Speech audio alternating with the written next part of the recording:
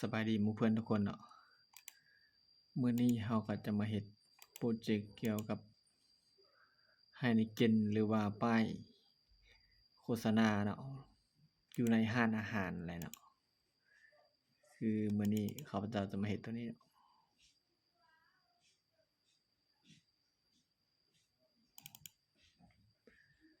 เป็นป้ายตัวนี้บ่ว่าสิเฮ็ดแนวใดเราไปเบิ่งกันเลยเนาะก่อนอื่นให้เขาเอาเปิด Photoshop ก่อนเปิด Photoshop ขึ้นมาแล้วเอาเข้ามาที่ Create New เนาะ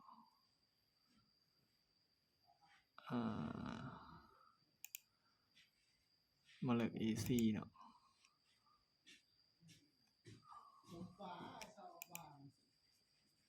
เอาเป็นแนวนอนเนาะ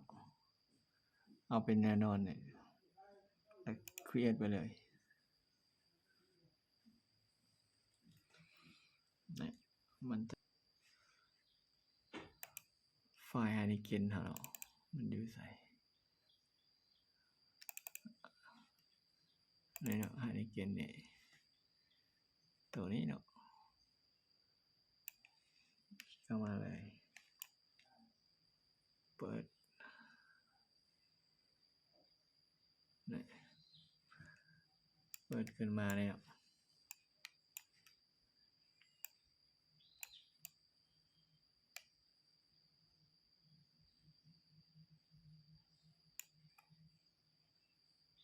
เอาประมาณนี้เนาะ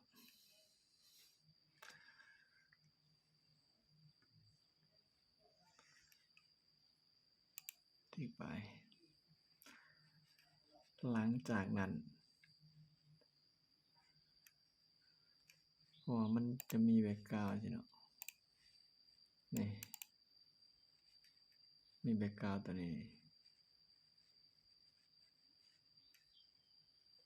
เอาแบ็คกราวด์เข้ามาเอาตัวนี้เป็นแบ็คกราวด์เอาเข้ามาใส่ใน Photoshop เข้ามา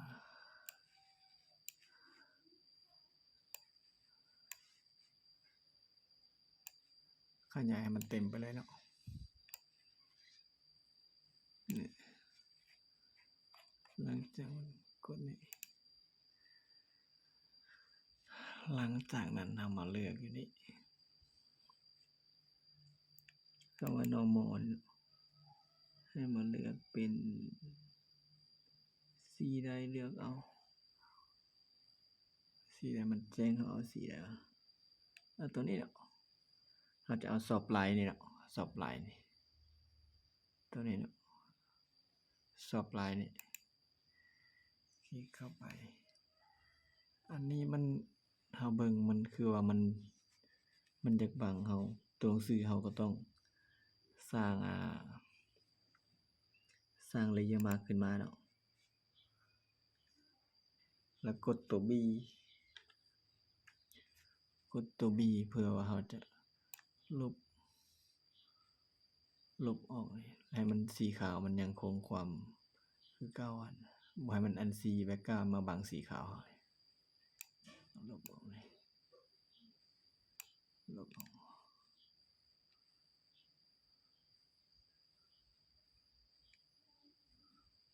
ค่อยลบมา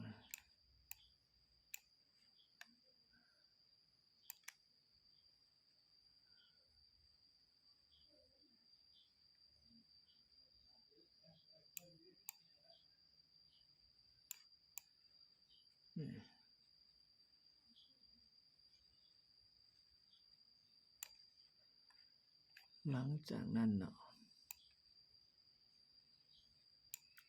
หลังจากเราลบแล้วพอใจแล้วเนาะเอามาเบิ่งรูปมันจะมีแสงอันนี้เนาะเราเข้าไปเอาแสงมันอีกไปเอาเป็นแสงตัวใดแสงตัวนี้เนาะเอาเข้ามาเนี่ยเราก็ปรับไป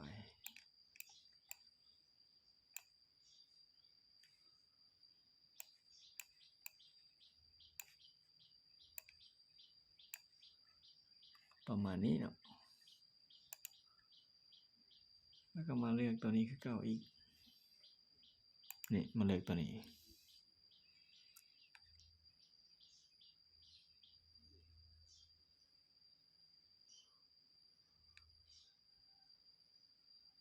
ว่าเอาเป็นสกรีนตัวนี้สกรีนก็ได้เอาแล้วก็คือเก่าอีกตัวนี้สร้างเลเยอร์มาร์กขึ้นมาสร้างเลเยอร์มาร์กขึ้นมากดตัว B คือเก่าเพื่อบ่ให้มันบังอันนี้ลืมออก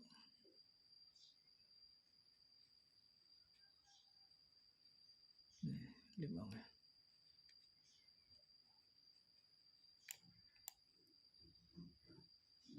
นี่ลืมออกคอยลืมไปเนาะนี่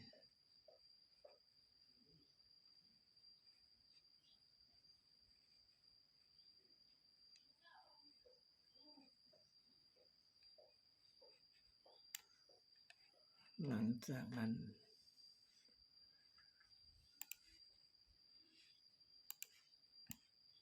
เราก็ปรับเอาเนาะ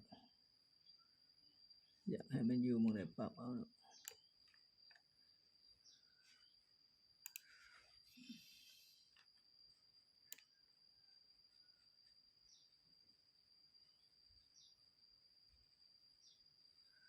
ปรับไปปรับเอาปรับเอา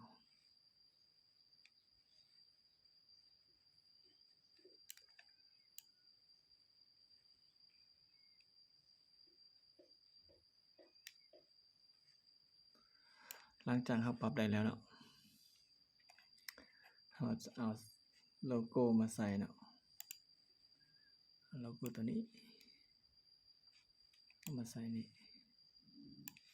ย่อมันประมาณนี้ย่อลงอีกเอาประมาณนี้เนาะ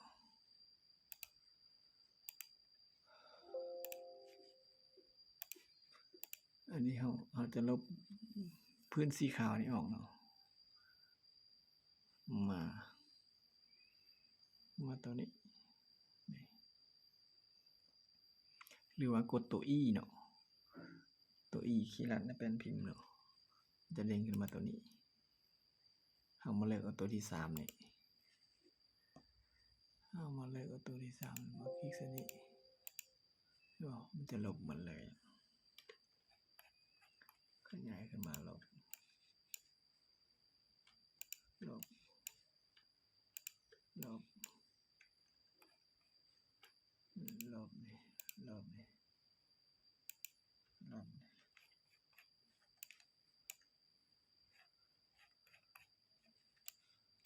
ี่เนาะ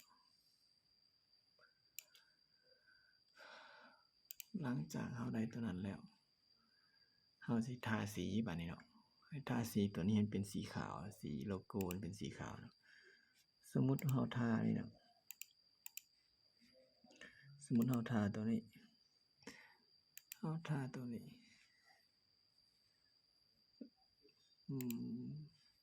ให้เป็นสีขาวเนาะ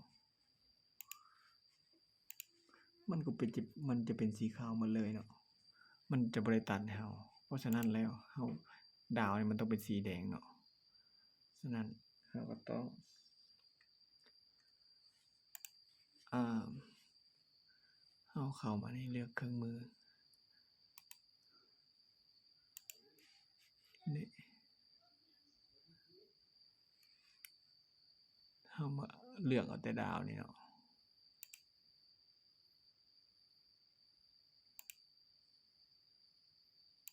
เข้ามานี่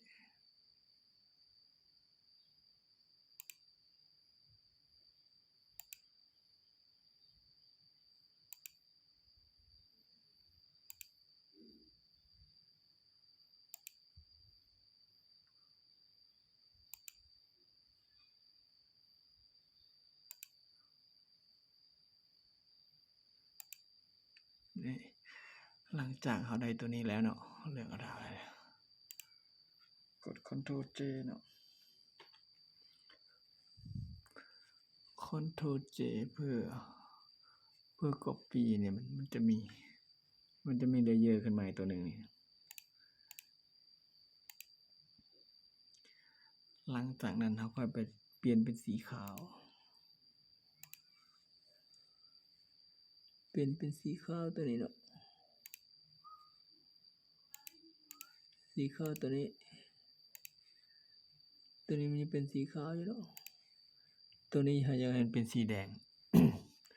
เราก็เปลี่ยนเป็นสีแดงเนาะนี่เนาะเอาเลเยอร์ตัวนี้ขึ้นเทิงเนาะก็เปลี่ยนเป็นสีแดง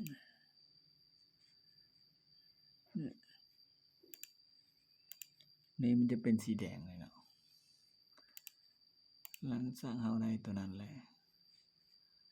อันนี้เราก็มาเขียนใส่เนาะเขียนอะไรอันนี้ก็แล้วแต่เรานะมาเขียนใส่ว่าสมมุติเราสิเขียนว่า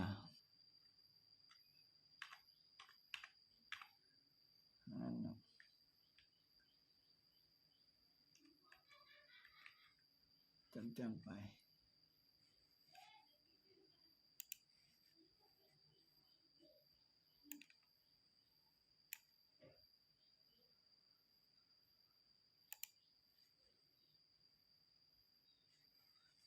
ปรับตัวหนังสือไปเนาะ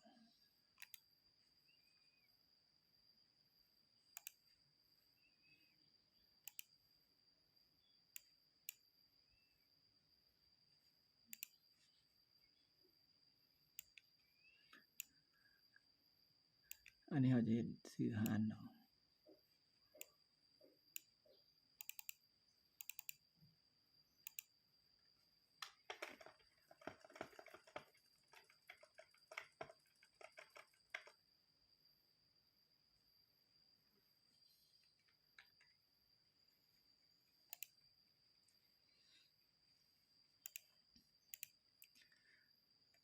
หลังจากนั้น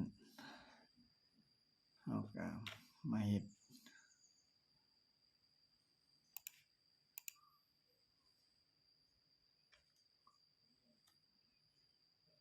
โอ้โหสั้นพิเศษ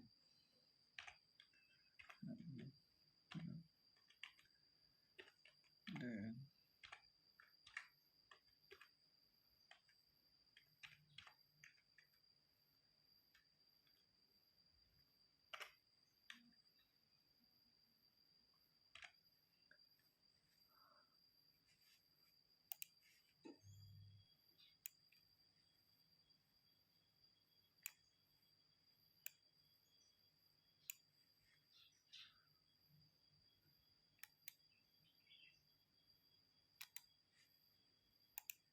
มาเข้าตัวนี้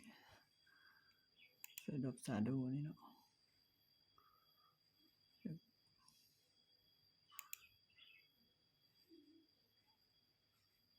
ดูเขาอยากเปลี่ยนสีตัวหนังสือมาเปลี่ยนอย่างนี้ก็ได้เนี่ยเอาเป็นสีฟ้าเนาะ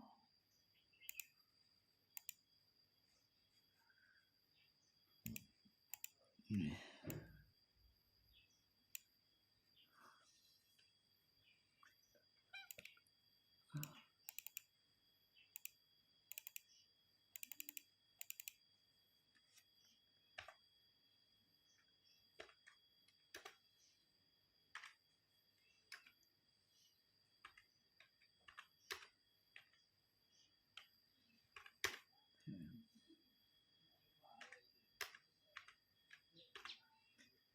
แถมหนึ่งหลัง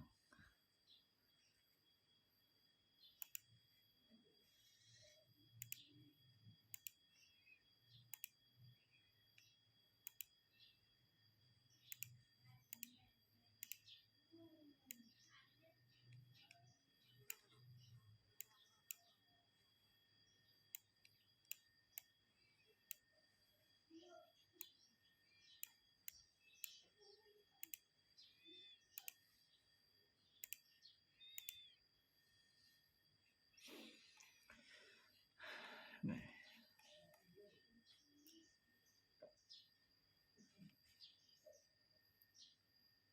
หลังจากนั้นก็เซฟเลยเนาะเข้ามานี่ export save for web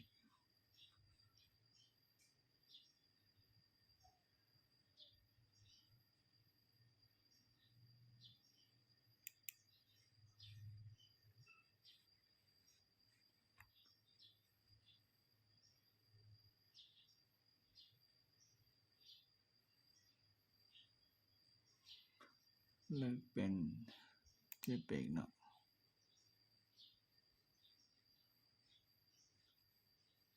เซฟเลย